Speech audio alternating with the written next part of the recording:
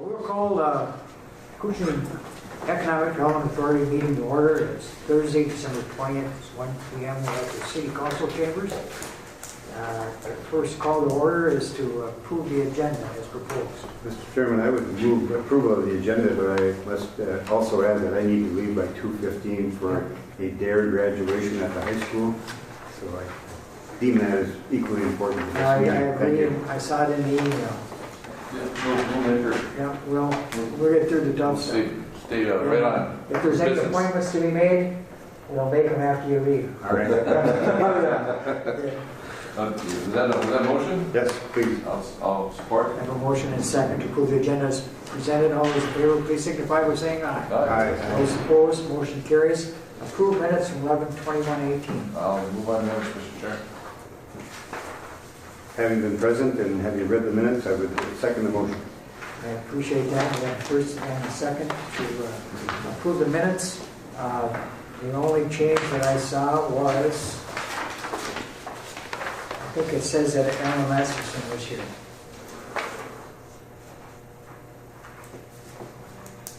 Right? Did we meet last, didn't I chair it last month? Yes, you did.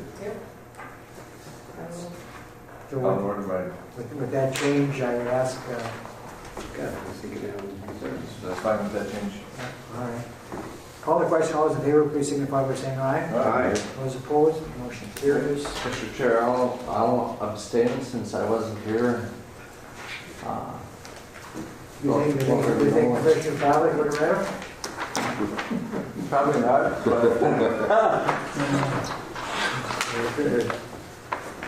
Public comment period. Is anybody here for public comment, please? We'll go right to the treasurer. All right, first we got the cold weather and KEDA. Go to cold weather first. We had the transfer from JLR account to cold weather testing for $22,000. Went through and rectified bills and looked at unpaid bills for this month. There was a late one that just came in from Minnesota Power. So cold weather testing, we have first page, we got $23,576.71 and a Minnesota Power bill of $3,770.11. So that makes a total of $27,346.82 if I added right.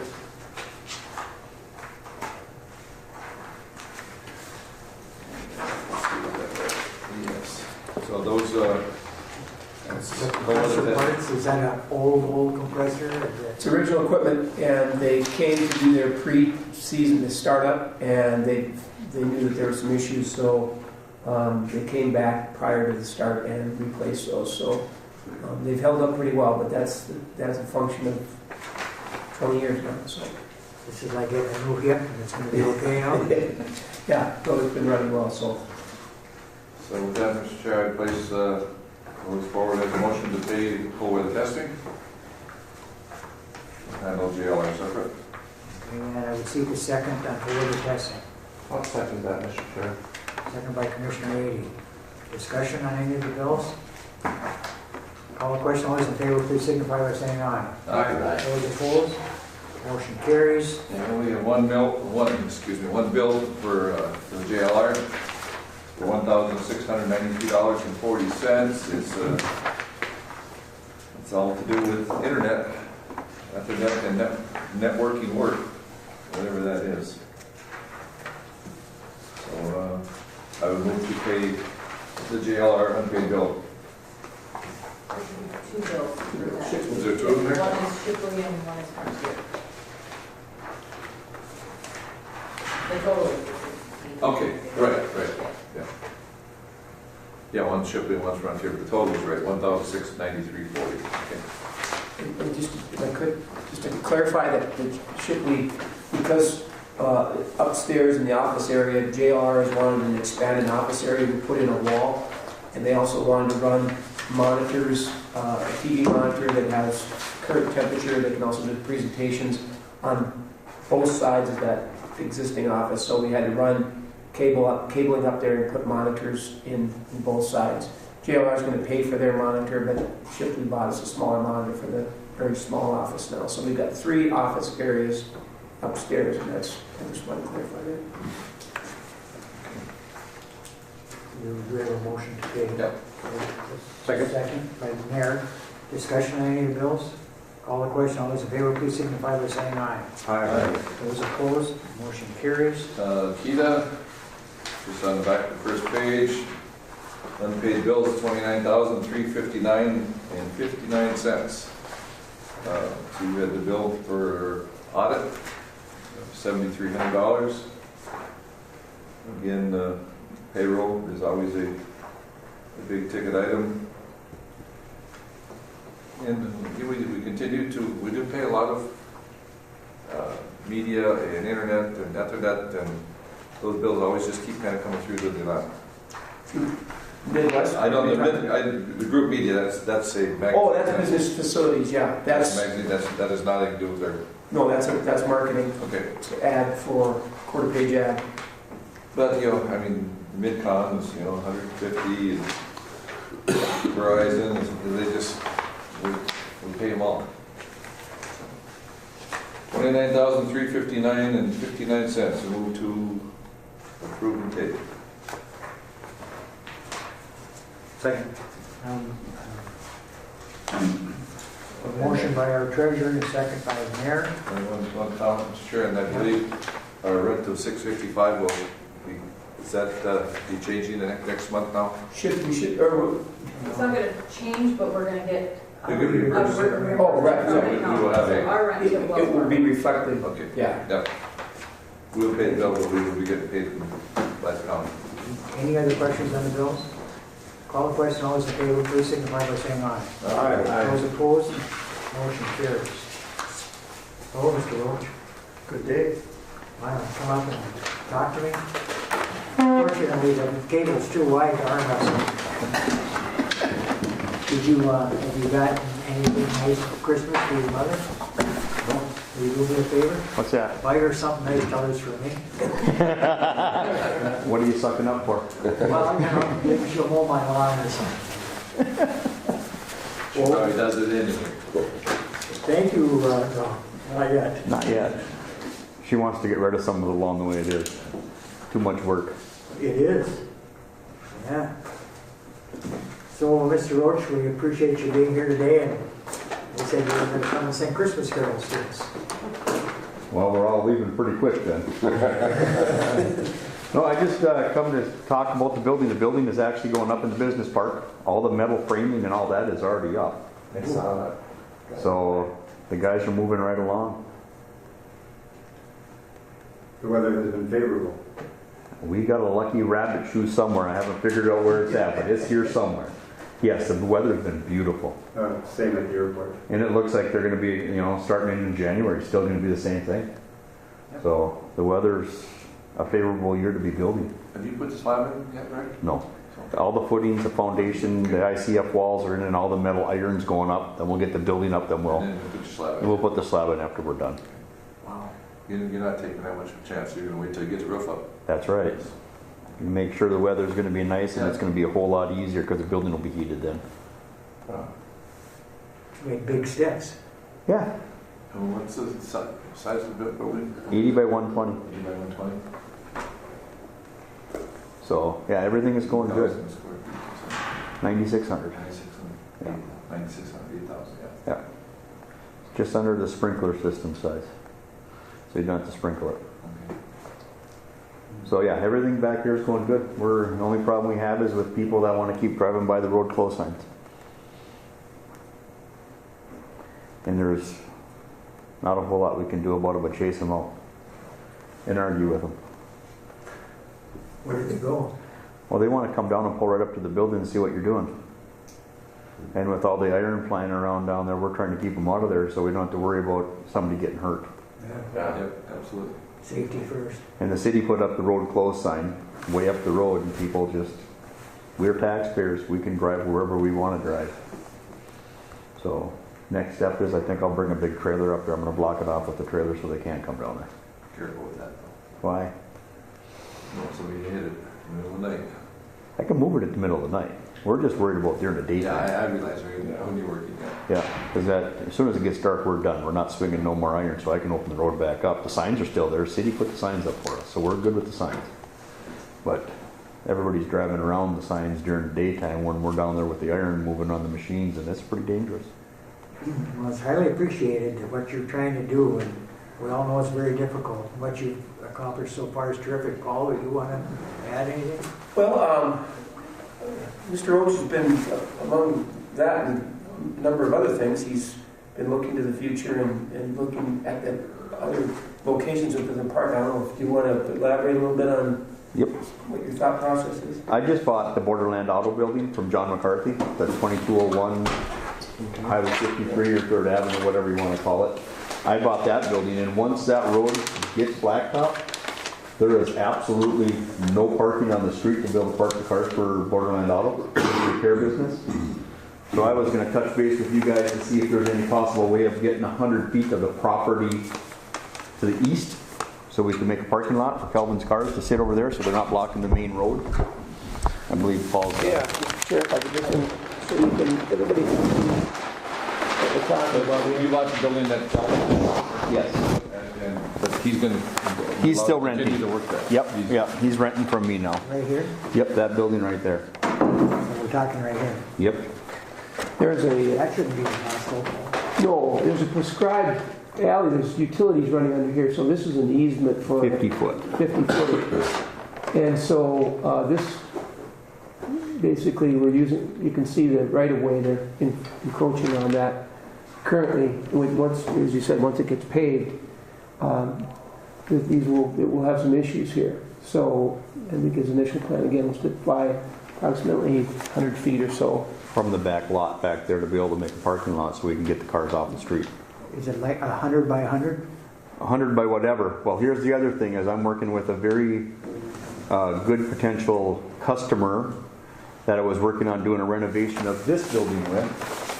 But for what the renovation of the building up in the front, the 2222nd Street is going to be, it might be my best idea to build a brand new building for the people that are looking at this if it goes through.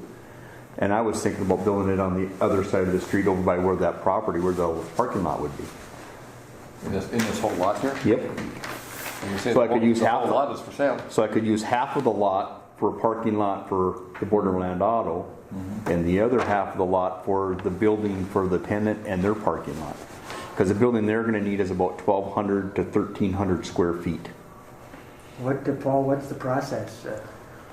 Well, again, I think once he's has an agreement or a formal agreement that he would come back and present a proposal on the building size and what he's looking for, and then make a determination based on the investment and you know where we want to go, whether we want to do what we've done historically or sell it at an established price. You know, we've got a couple different options, but basically it's in my thinking too. Now we're going to have to pave this, so we'll get more activity in here. And already, I think that's one of the reasons that people are interested in driving in here. They see steel going up, they get Yep. interested and excited because Something's getting something's done. happening. So I think, and we're going through the platting process on these other lots. So the timing is good if anybody wants to look at this. Now we haven't done a wetland. Well, yeah, we've done a wetland mitigation on these lots. Not needed. Not those, but there's some problems up in these back lots here. But this is, for the most part, High ground. higher ground and more easily won't have wetlands issues. So So Rick, if you were looking to buy, you're looking at buying the whole block, the 200 by 193? As long as I could get the other tenant in there, yeah. Otherwise, I'd be looking at maybe 100 feet of it deep and Is it width. been platted and everything, or? Yeah, surveyed? it's been surveyed, It's all yeah. ready to go? yep, that's part of the formal plat of the original business park. 193 by 200 lot. And I talked to Kelvin about putting a parking lot behind the building, and he said, he goes, that would be awesome. All the cars would be parked off the street. We wouldn't have to worry about nothing. Right. And the issue you got right now is garage doors, or your There's garage doors are six on garage the north doors on side, there. Yep. and so they have to park back to allow access to the Yep. doors. So I think for Rick to be, formal proposal from him or a request, and then I guess we'd move from that. Do we have to complete the platting first? Not for, this has already been platted, the original. Oh, that has been, okay. The outer parcels are in the process, yeah. I'll report on how they've been done. And is there any infrastructure in this easement at all? I believe there is. Is there water line or sewer line or something in I there? think there's sewer line in, yeah. There was something running through there where it's Yeah. got a 50-foot mandatory setback. You can't build on either side of the property line Yeah. for 50 Yeah. feet. It's sanitary, I think. Sanitary, right, yeah, it comes down here too and then runs, this, you can see this has been platted all the way through an alley. So basically, there's not going to be any building on it anyways. You could put gravel on it where they dig it up, they have to dig it up. Do we have enough history, Paul, for past practices to take effect as far as Yeah, how the again, process will go? I think we've always looked at these case by case, you know, Yep. and so I think that would be the process here. But again, you know, it's who we're doing business with and what he's done with the park, and then again, he's established relationships with a tenant that now is happy with their relationship and looking at, and again, that'll be new construction. Yep. Obviously, when somebody comes with their plan and it's different than somebody speculating. That's when you get the issues. Somebody comes in and going to speculate on buying property, then you need to be really looking at. But Well, you've got the history of here, and you've got this on. And we got the one up in that the starts front. to make sense. And I did check on that. Yes, you have this here. I did check on that brick building behind me too. I went and This one had, here? yep. Yep. I went and talked to Ron Bowman on it and he did pull that up in the thing. And there is, Okay. that's timed up till 2024. So the only way anything on that is going through the quiet title action suit. I think last meeting, I think the mayor had asked about that, and I talked to, what's his name? Who's the McCloskey? land commissioner? Nathan. Mr. Highwall? Nathan Heibel. And he said, when we had our last tax forfeit sale, Yep. that was on, Yep, but we had a couple contractors sitting in the back waiting to see if it was going to sell. yep, two of them. So, nobody was interested at that time. So, again, it's going to take probably another 4 to 6 years to get it to go, That's terrible. unless we can get a quick claim or something go. I'm not a land salesperson. I don't understand it all, And that's because there's liens against that Correct. facility? and it's in the 6 figures, I believe. 372,000. And it's hooked to my building. Yep. So what does the person have to do to force it through? Anybody got an idea? No, I don't have an idea. If there's any way we could force it through, we'd be more than happy to do it. To get it back on the tax roll? Yeah, absolutely. Before it falls down. Before it has to come down. Before it has to come down, right. Yeah. You know, and I don't know if you could turn around and condemn the building, and then if that would make some of that go away, and then turn around and then you sell it as salvage, and then person could do what they want with it. I don't know if that's something we can do or not. Mr. Chairman, I think those are questions for the county attorney. Yeah. And I'm sure the lien holder should have something to say about that. Yeah. Well, more to come on that. Yeah. Ron Bowman's idea would be a quiet title action suit through the judge, through the county, whatever. Well, this is just, Mayor, this is just another enhancement for the Highway 53 project. Well, it's an eyesore. I mean, who wants to keep driving by and watch the roof blow off more and more every year? And I'm the one that's getting sick of picking up all the car paper and the wood and everything else laying in my front yard. You're sick of it? Try mowing it once. Okay. You got to pick it up every time you mow. You got to pick up the front yard because more and more of the roof blows off it all the time. Yeah. Well, Yeah, building is just deteriorating every day. Yep. Well, I, for one, am highly appreciative of the efforts you've made in your personal investments. It's a big deal. Any ideas you can have, I'd be more than willing to try to help you with it, but, you know, through the land commissioner and the county attorney, it's just, but maybe it's time to talk to Ron too, like you did, and see if there's something we can do. Well, like I say, his suggestion was a quiet title action suit I think against that's it. what Nathan had talked about. Yeah. But when we talked to Nagloski on it, I don't think he was comfortable enough to do it because I don't think he's ever done one.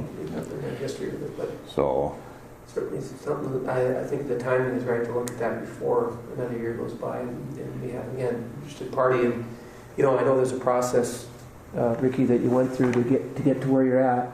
And I appreciate, you know, the city working with them too. It's been a process, I mean, Oh, yeah. back and forth and site plans and engineering and sign off. But it's good and encouraging to see some steel going up. And again, I think that's why people are excited to see something going up. They want want to find out what's going on. So, but like I say, my main thing was if a person could take and do something with 100 feet of that property in that building, so I could take and person could get in there during the winter time and get that knocked down to get ready for gravel in the spring before the road starts getting going. And then in 2020, they're doing Highway 53. Next year for paving here? We're going to work with the state. Deed's got a Oh, okay. program to help offset the cost of that. But that would be part of our, Highway 53 job. well, we're going to look at the whole thing in its entirety and what needs to be done. But certainly, you're going to need asphalt with the level of activity you're going to be having in there. So we do have time to get a plan together, but that was the thought process. So we would expect a written request from you for that property then? Okay. And the 100-foot or the complete Lot. Yeah, I'm waiting for that guy. I called him before I came in here, and he's still waiting to hear back from their bosses, which could take a couple weeks the way they work. So it's And if we need to have a special meeting, it's Absolutely. Yeah. so. that. I mean, really, if somebody has interest, it doesn't hurt to go in and start cleaning that. I mean, I don't think the board can give you that quite. Is any Quite of that yet, but- merchantable? What's that? Is this all just small canopy stuff? Yeah, there's some 8-10 inch trees in there too. But there's a whole ton of scrap metal back in there too. That's been jammed in the woods for, I don't know who put it all back in there, Well, but just like there we is a ton. discovered behind here. Yeah, well, there was a ton in there. I took out probably 8 or 9 dump truck loads out of that. And there's the same amount over in the woods on the other side for scrap iron. That's, I don't know if it migrated down from the motels or where it all came from, but there is a ton of it. Well, I think like the mayor said, get formal requests and Okay, we can see what we can do. perfect. It makes sense to do it now.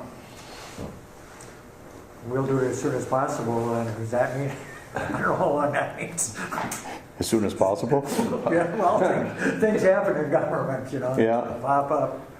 So, well, I'll get something written up and then I'll get back to you. I'll get back hold of Paul and go from there. Yep. Very good. That's good. So Thanks again for- I'm hoping by hopefully probably midway through January, that building should be all sheeted and pretty much ready to go. Good stuff. Insulation should be here right around the first of the month, so. Wonderful. Anything else? Thank Paul? you. No, that's it. Nope. Good. Thanks, Rick. Thank you. Yeah, Good thanks, news. Rick. Yeah. Yep. Thank you. Try to get stuff done. Thank you. Christmas. Keep it going. Take a look at that Dodge truck now for the plow in the spare time and see what we can do about that. Oh, at your house? Yeah. The Cookshank Resource Council 501c3 request. Hello there, young lady. Hello. Well, I'm grateful that you will join us today. As the holidays a big hit at your house there, you got that little girl going crazy? Yes, she's very excited. Did you tell her you were coming to a meeting that Santa was at? No, I didn't. No. She gets to see Santa tomorrow at daycare, so she's excited. All right, well, kind of outline a little bit again. So I formed a group of 4 people from kind of across the county, and we got involved with First Children's Finance and were accepted into their Rural Child Care Innovation Program. And as we started to look at things, the more and more we looked at what we were doing, we decided that it probably had a broader scope than just getting more daycare slots in Couchiching County. That it could be education, and it could be the welfare of children, and on and on and on, and things like that. Would you just step back just a little bit and Yes. tell us how many slots there are and how what are needed? We need probably, I think it's like 260 some slots, I believe, which is about half of what we have right now. So we're at 50% capacity for the county. Now each area is different, different areas. We have it laid out by zip code. We have some data. So like International Falls needs, a little over 200. Other places like Little Fork need 15, 20, something, But, so there is a big need, and there's been a need expressed even in Little Fork for daycare, for the workers there that are working at the care center and things like that. So where are the kids going? We've got that many openings. Are they going to grandmas? Are they going to cousins? Is that what's happening? Okay. A lot of, there are neighbors or whatever. Some people are not joining the workforce, and so that's part of the reason why I became involved in our group, became involved in this, is it's affecting our workforce because people are not going to, in the workforce, they're staying home and they're taking care of their children because they can't either afford to have daycare or they don't have anywhere to bring their children. Okay. So. Some of those kids, are some of those kids currently in like Head Start, or are these kids that, Head Start only has room for so many kids too. Right. But are these kids that don't meet the qualifications for Head Start, or? These are just open, they did based on, the person that's working in our county, and they, all the data, and got that, and how many kids that they have and how many slots are available. Then they said, okay, well, we have all these kids in this age range, 5 and under, and where are they going? Because they're not in any of these, programs, basically. Well, that's a legitimate issue. It's going to grow. And it's across the Arrowhead. I just had a meeting yesterday with the rest of the consultants, business consultants in the area, and they're seeing the same thing. Housing, childcare, workforce. It's the same issue. A lot of it's across the state. Yes, so, yeah. So that's kind of why our group decided to do something about it too. And again, where are these children again? Are they in a safe environment? Or are they at home by themselves? Because that's where they have to be. We don't know. And we would hope that that's not the case. When we were young, there was no need for it because most families were one provider, and usually the mother stayed home. And nowadays, to make a go of it, you need 2 incomes, and it makes it very, very tough for the families, and it's hard to raise children. Very difficult. Yeah. So they need 4,500 slots just in northeastern Minnesota. Yep. Yeah, there's a study that was done by the Blandin Foundation, the Northland Foundation, and then IRRR, and then this is just the summary in your packet of the shortage. I have the whole study if you're interested in seeing that. Otherwise, you can go on the Northland Foundation page, and it's right on their front page of their website. So next steps. So what we are looking at in our group is we looked at is there funding or things that we can do to not only make sure that the daycare providers or child care providers that we have stay in business. We don't want them to leave. And then how can we get more to become so we can open some more slots, or where are the new opportunities across the county? And some of those things need funds to do. Licensing, training, equipment, all those things would need some money. Lake of the Woods has a forgivable child care loan program, forgivable up to 50% that they do with grant money. We could do something similar like that, but in order to receive grants, we need to be a 501c3 status. So our group met and kind of discussed it a little bit and talked about it, and we thought that we don't just want to be just childcare, that we don't want that just to be our name. So we thought about being the Kuchiching Resource Council, that we would be a resource and that our group would bring multiple groups together to accomplish things. So whether it's bringing the Servants of Shelter and Friends Against Abuse and Salvation Army together to do a project, we could do that. So it's bringing all these resources together and making them available and making them stronger to be able to do some projects in our community. It's a big job. Big, But it's great. yeah.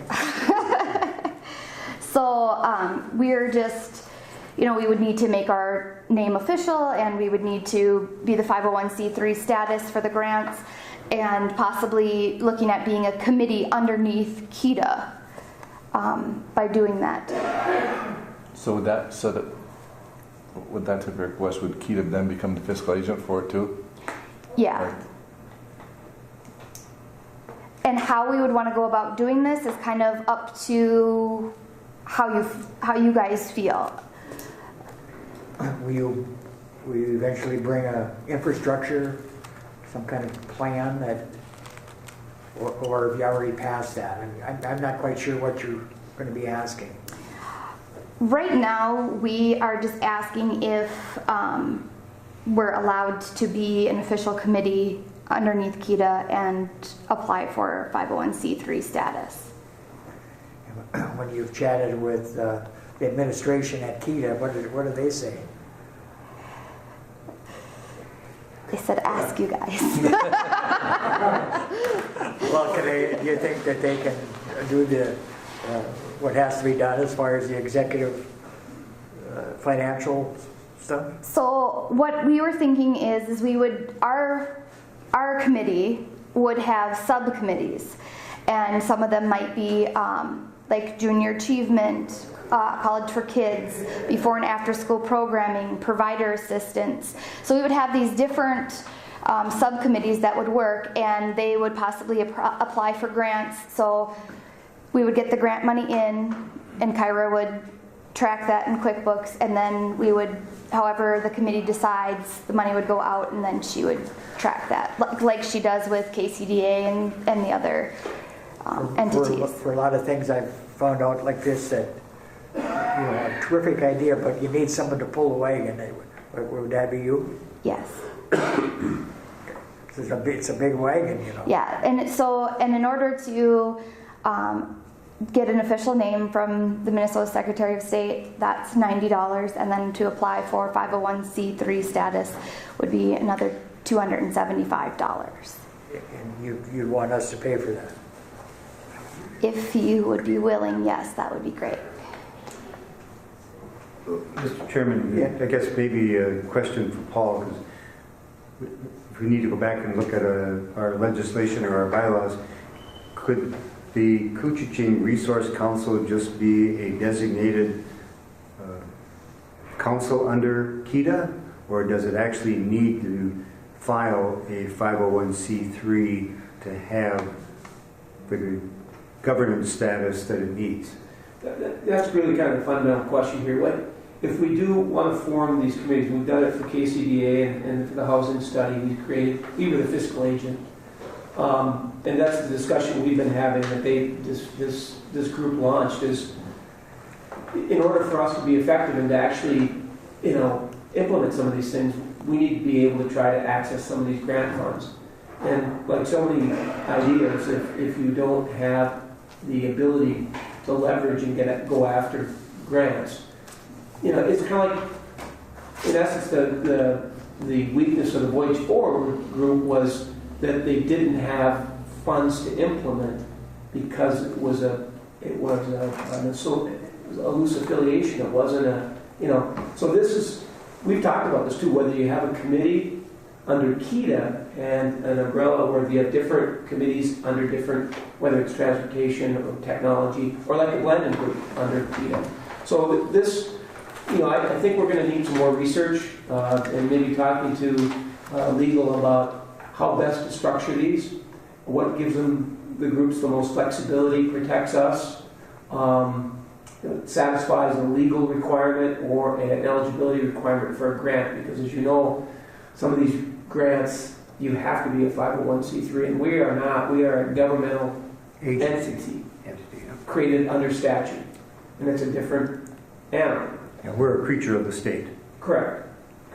And there are certain things that we're allowed to do, certain things we're not allowed to do, and to exercise fully that, I think we just really need to explore it a little bit further. But it's a great problem to have, because like the Blend Broadband group is a very committed group of, for the most part, citizens of the community and outside, countywide. This group, this child care group, we've got representatives from Little Fork and outside the area, citizen volunteers. But again, unless you have the means to leverage funds or go, approach getting funds, you just end up meeting to meet, and it doesn't.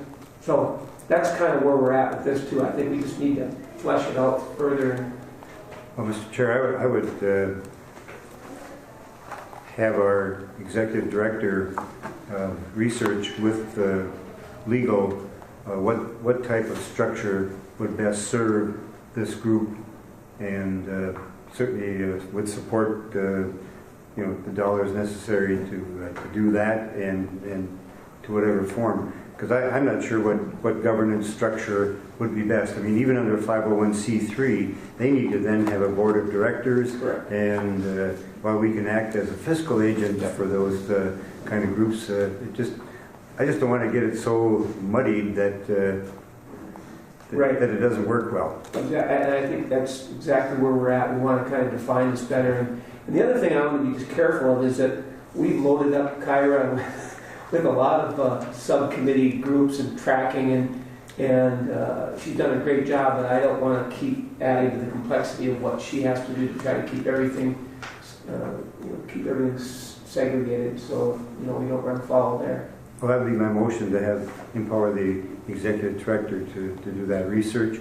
And if there's a second, I'd like to speak further. We have a motion. For further discussion, I need a second. I have a second by Commissioner McBride. That's what that meant, wasn't it? Yes. Discussion, Representative, you had your... Yes, so I understand I get where you need to have the 501c3 status. My only thought was that maybe we can help you on that, is send the information to us and have our house research take a look at the enabling legislation. I'm cautious of that because of Anderson said don't ever mess with this. Yeah. So, Well, and we're not messing with the structure. We just want to know what we can do underneath right. as an umbrella organization. What's the best form of governance to have? Is it a 501c3? Is it just to appoint a council? I think it's just cleaner. Sometimes we have government has to get out of the way and let these people go. If you have your 501c3 and a board of directors, and we could just be fiscal director or something, like that. But I think you're better off being by yourself. And obviously, I think Keda would be willing to help get this thing started. But I think you still need to stand on your own. I really do. I mean, if you get too mired in with us, and it gets really bulky for everybody. Well, I guess I want to hear from house research, because that may be in itself a hindrance too to be a 501c3. Sure. It may mean that they need to be under some or off by themselves. So I think that would be helpful. But then the other thing that I wanted to just make sure you knew is we're out of the area, so it doesn't help. IFRB will be putting money in according to this study that was done, and we don't have that advantage. So if we can move as quickly as we can, because pretty soon there'll be a lot of groups competing for whatever grant dollars are available too. So. And Mr. Chair, and I don't know where all the grant dollars might be. I just know, like in the case of the airport commission, the federal government will not accept the airport commission being the sponsor. They want the county of Couchiching or the city of International Falls, or both together, to be the entities that are requesting the funds. So different levels of government require different Yeah.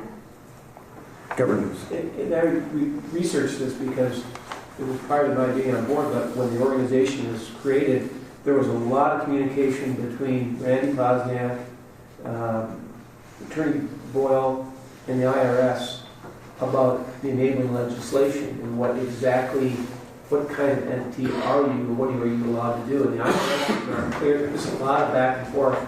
So even at that point, I think there was some question. So to move this process forward, do you need a formal letter from us? Yeah, what I would need is something with all the contact information, what you're looking for as it regards to the enabling legislation of KEDA. So, and this request. And you can provide that through Paul? Keda? Mm-hmm.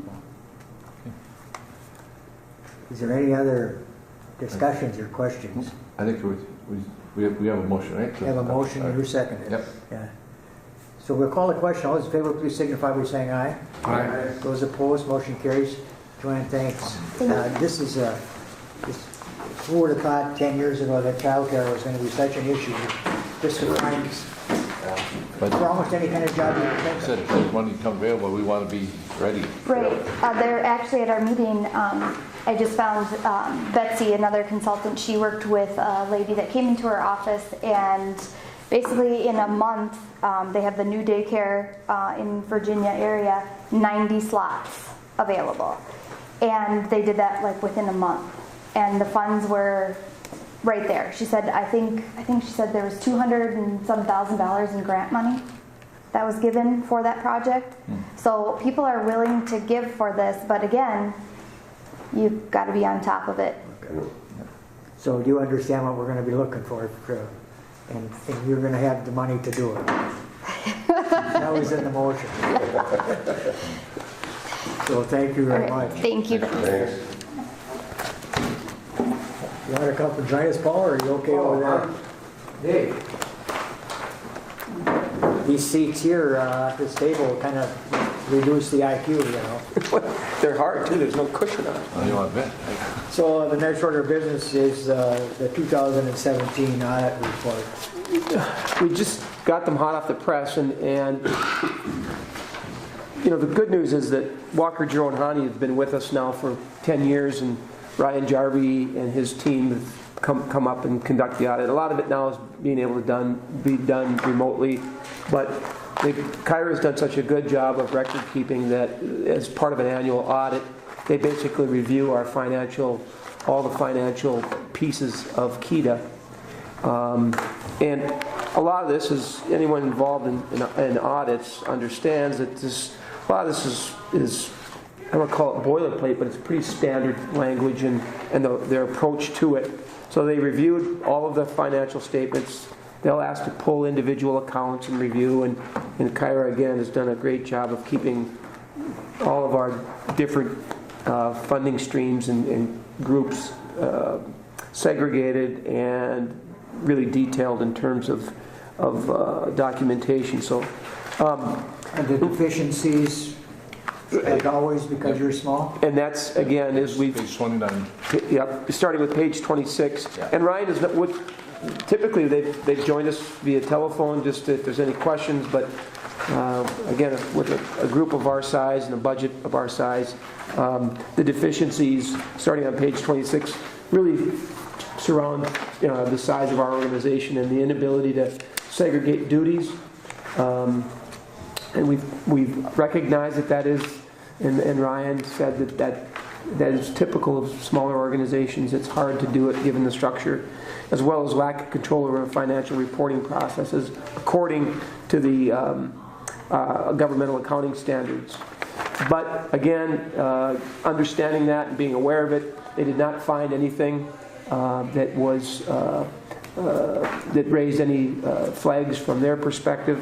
They've noted those deficiencies, but basically have given us good marks in terms of. I notice in here that if there's any problems, a guy by the name of Brian McBride will take care of them. That's what it says here. First time I've seen my name like that. No, but I mean, it says, of course, I'm listed as treasurer, but, also, it's pretty generic, but management between Paul and I and Kyra, I mean, I think we do a pretty good job of keeping on top of everything. We have 2 signers for all the checks. We go back and we rectify everything and make sure everything's as good as we can do. Right. So. The other thing is, Kyra has asked Ryan as a CPA and from an audit standpoint, is this the best way to do this? We're dividing JLR and COLA, these different, looking to him for direction, and he's been good about saying, well, that's the good way to do it. And so we're meeting, we're utilizing his expertise too, into making sure that when we set these things up, that as long as you're able to track them and document them and keep good records, which again, I want to give Kyra real strong kudos here about the work she's done. So.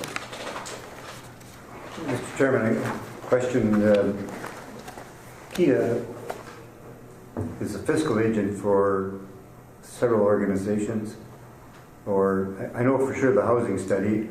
Are we also for Kuchko, the loan? No, we provide management services, but that's a separate entity. It's a private organization. We just provide administrative services. Same thing with the Airport Commission. We use Kyra's admin for that. Yes, the Airport Commission contracts with Keda Correct. for those services. But I'm just wondering, is there any other groups besides the housing study that we're acting as a fiscal agent?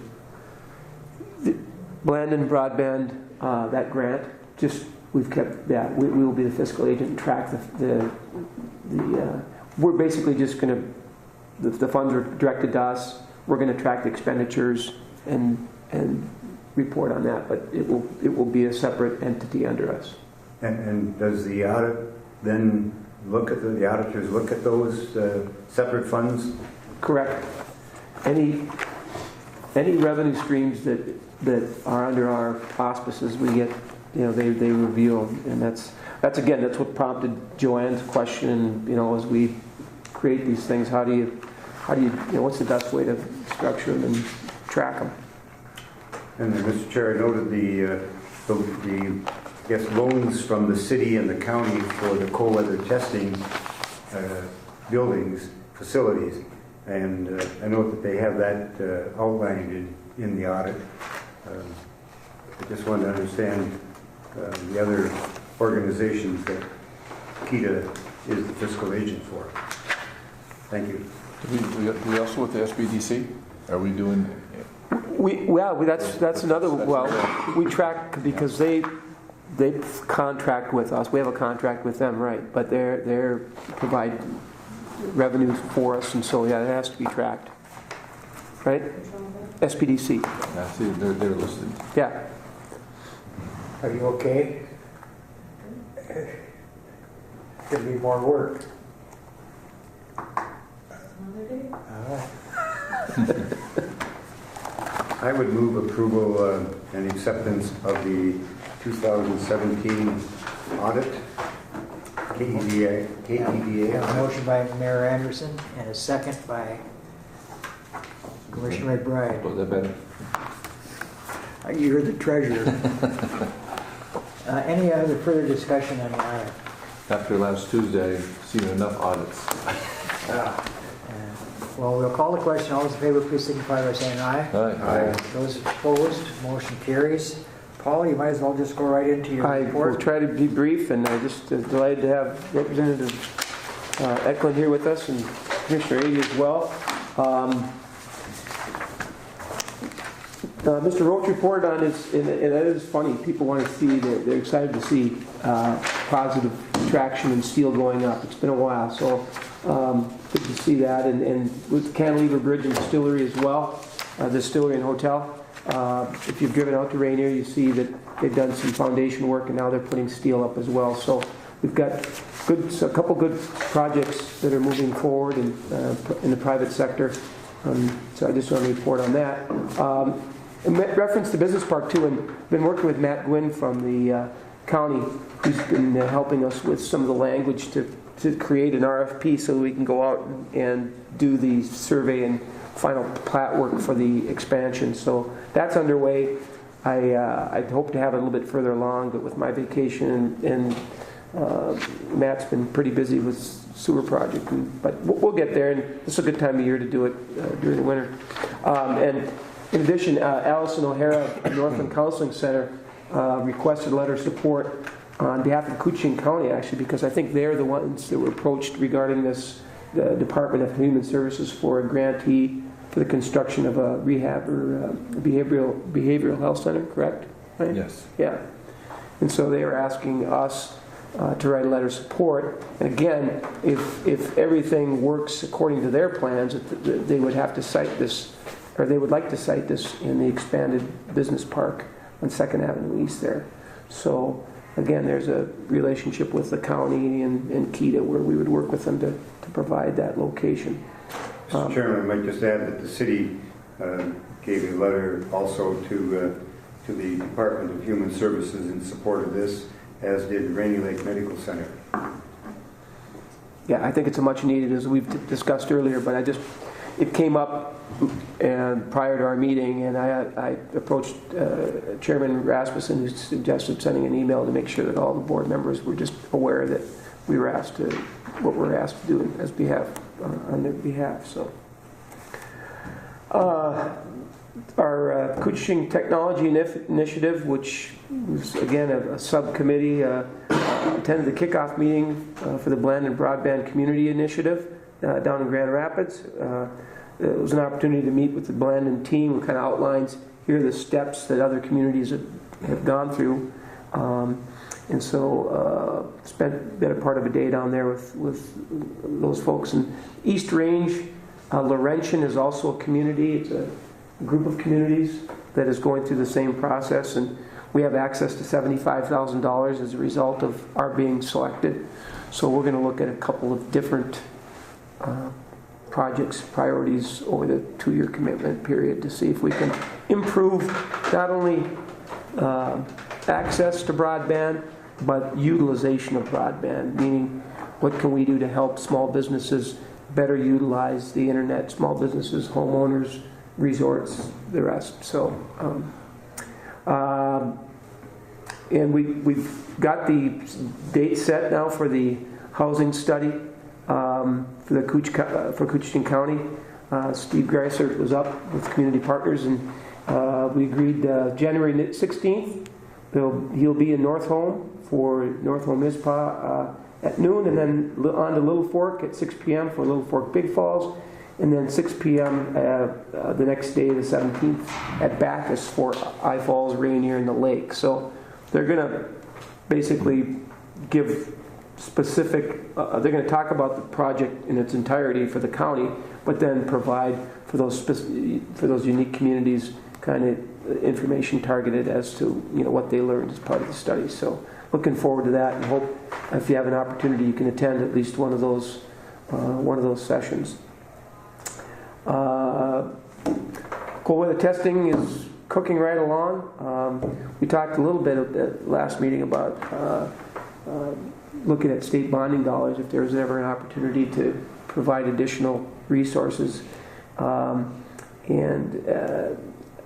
you're aware of what General Motors recently announced in terms of the way that they're looking at their model going forward, where they would eliminate a lot of their vehicles, their cars, and focus mostly on SUVs and trucks.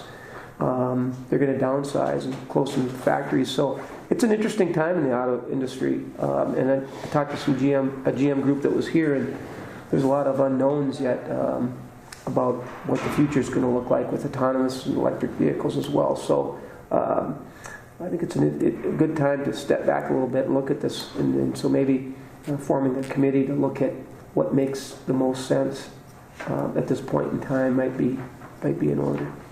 Well, you certainly can't do it on your own, and I know our last time we chatted about this, it was extremely informal. Right. But the idea came up to maybe reinforce and perhaps have new infrastructure in the future for all sorts of different kinds of testing. Who do you see being on this committee area? Is that going to fall onto you, The or? mayor hasn't left yet, so.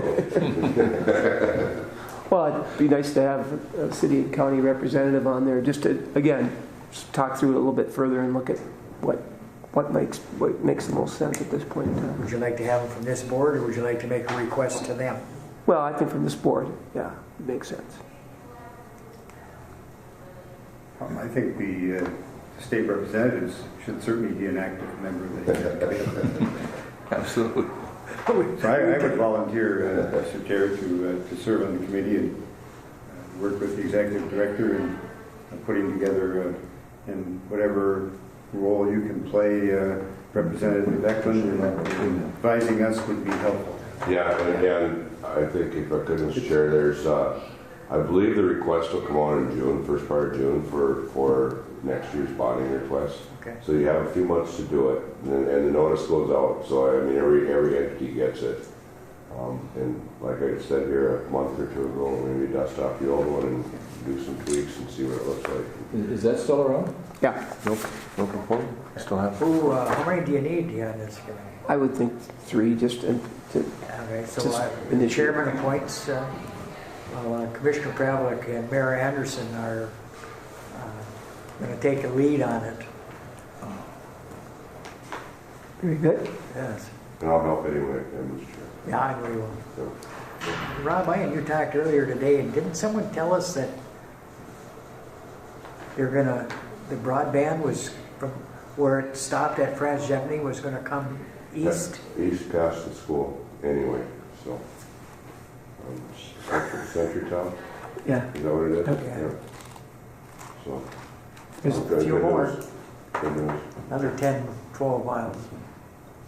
And it was past the school, I'm not sure how far it was going from there, so. Do you want to contact Commissioner Pavlik I will. and tell him he has another I will. chore? Well, thank you.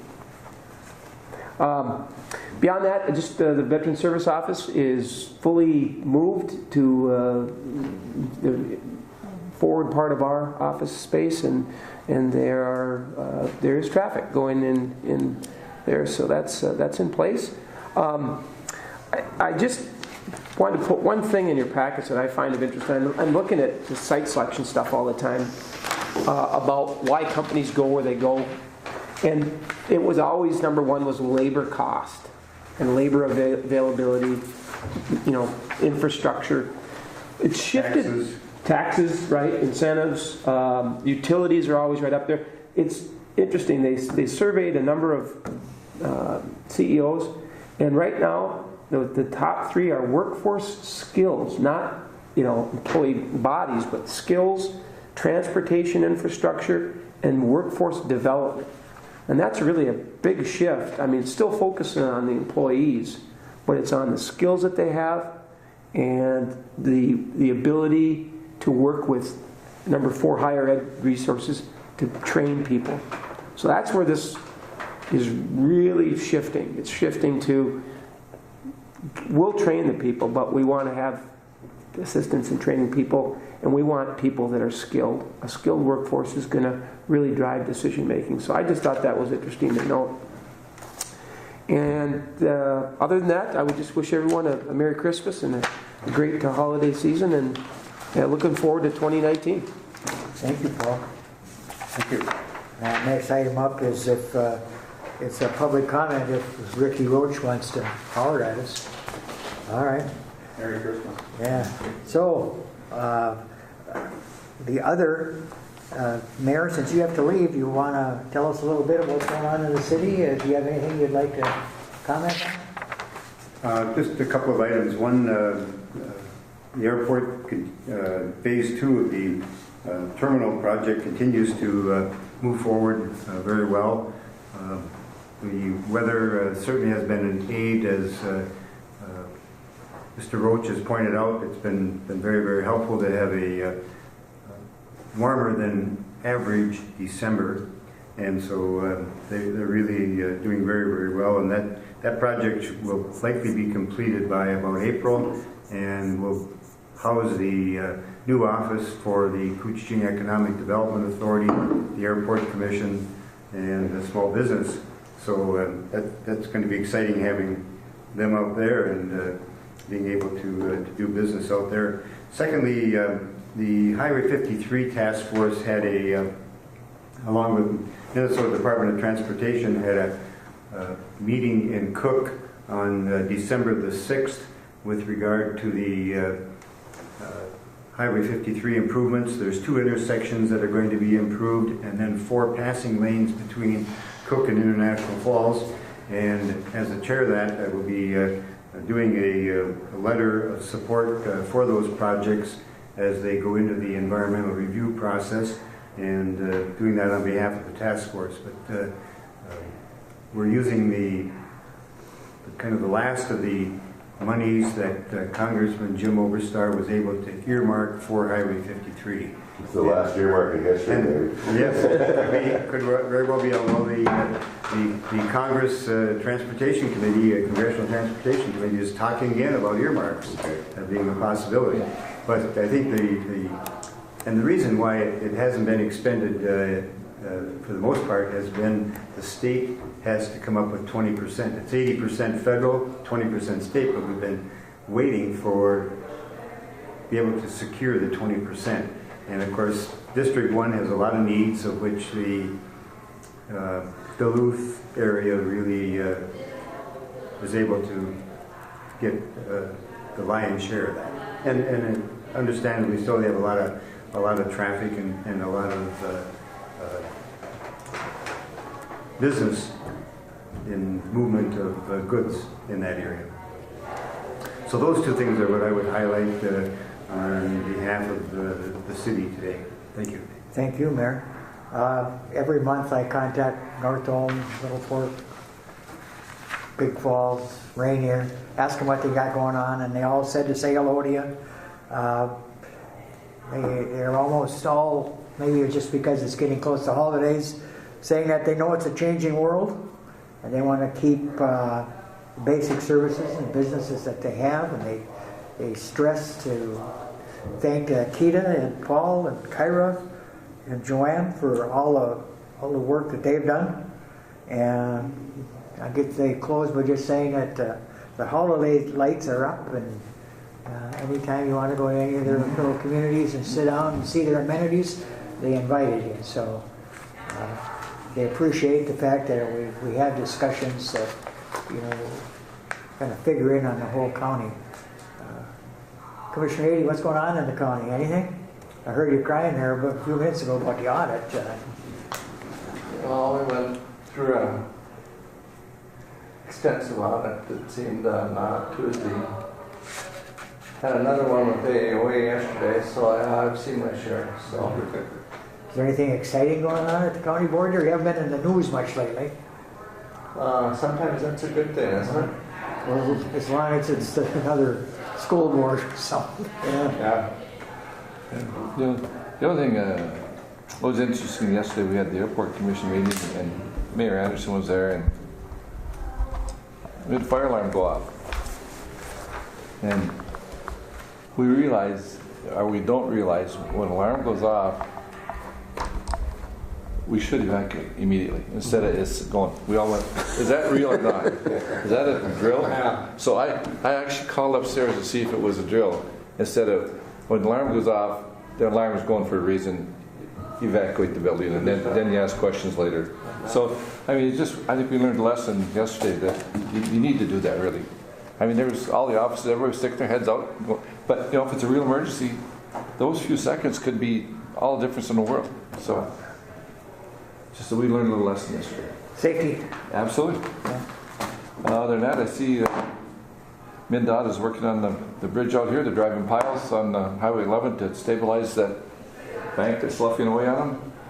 I'm sure it's going to be an ongoing issue up there, but I'm glad they're getting on it. We've seen some really nice pictures on Facebook of people early in the morning of downtown Falls or late in the evening, right down Main Street. Downtown looks really nice. It's lit up nice, and with the snow coming down, it's very, very well presented. So.